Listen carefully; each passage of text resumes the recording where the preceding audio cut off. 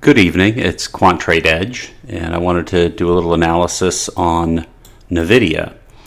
Nvidia had earnings Wednesday after the bell, so the market reaction happened on Thursday of last week.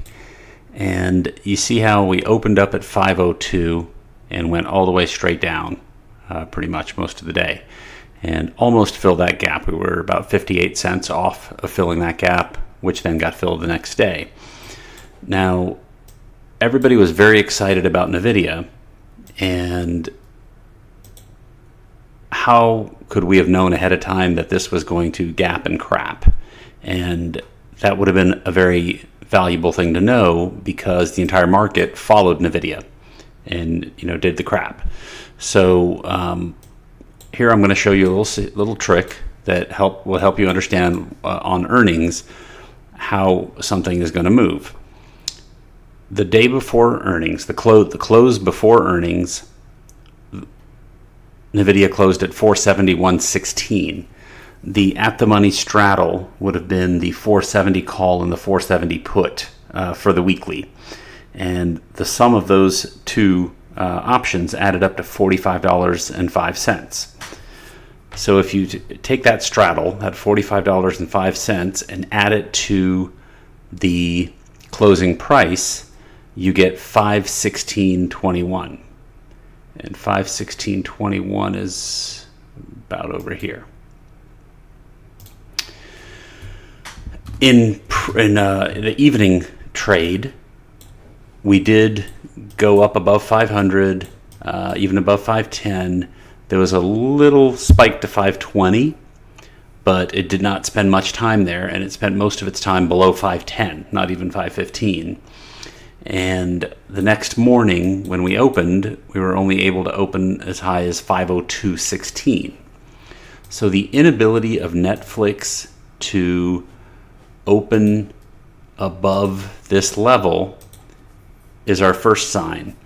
If it had opened close to this level and thrusted through, that could have also been a positive sign for what I call a positive feedback loop, a situation where option sellers are on the run and they have to buy stock to manage the risk in their position, but the act of them buying stock drives it higher, and so on and so forth.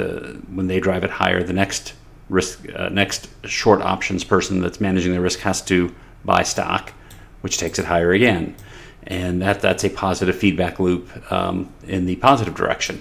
Here, by not even getting close to that level, which the options market was predicting would be the significant level, we have what's called a failure to PFL.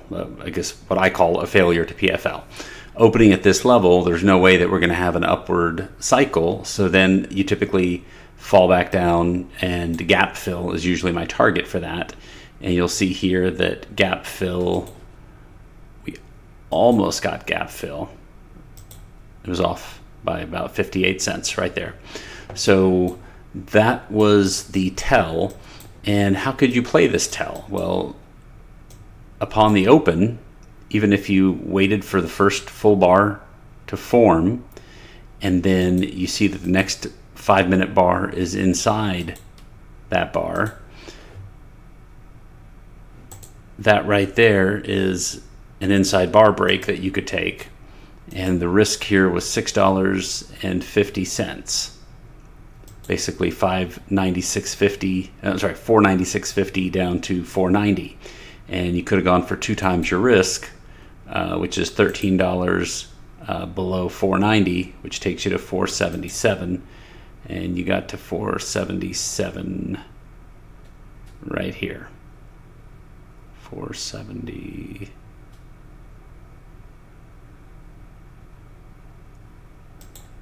So around here, this bar.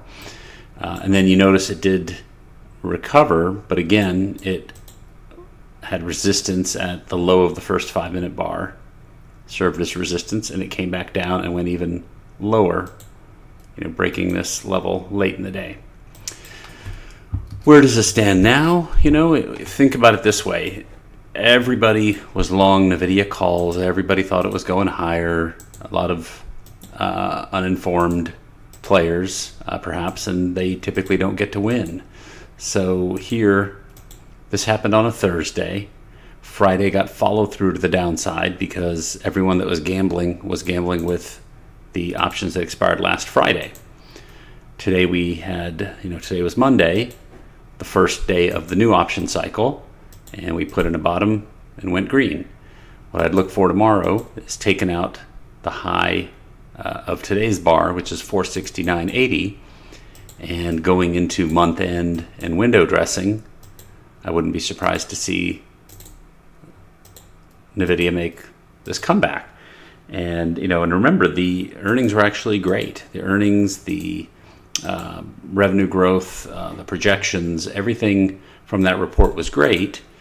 The only thing that happened was that it could not gap up more than people had expected it to with the options. That just means there were too many gamblers in the options bidding up the price of the options, such that the wonderful reality could not meet those expectations. And then what ends up happening is you have this 2-day flush, which just flushes out those options holders, and then the stock can go back to doing what it wants to do, which in this case, if we can take out this high, would be going higher.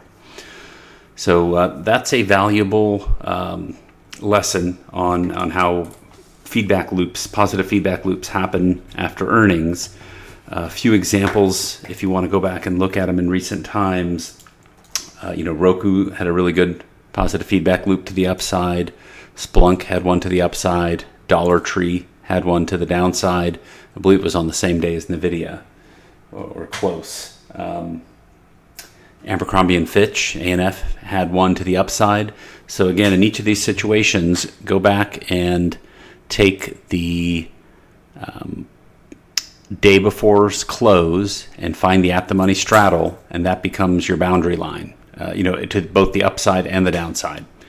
So like in the case of Nvidia, 45.05 above the close and 45.05 below the close would have been where, had we gapped below it, you would have looked for a positive feedback loop to the downside.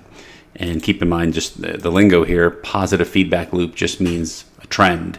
Could be, a trend to the up or a trend to the downside.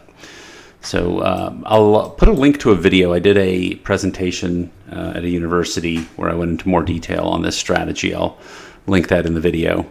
But anyways, just wanted to give you a sense of what happened on that day. I know a lot of people were shell-shocked by it, but this is sort of my mental framework for why that played out the way it did.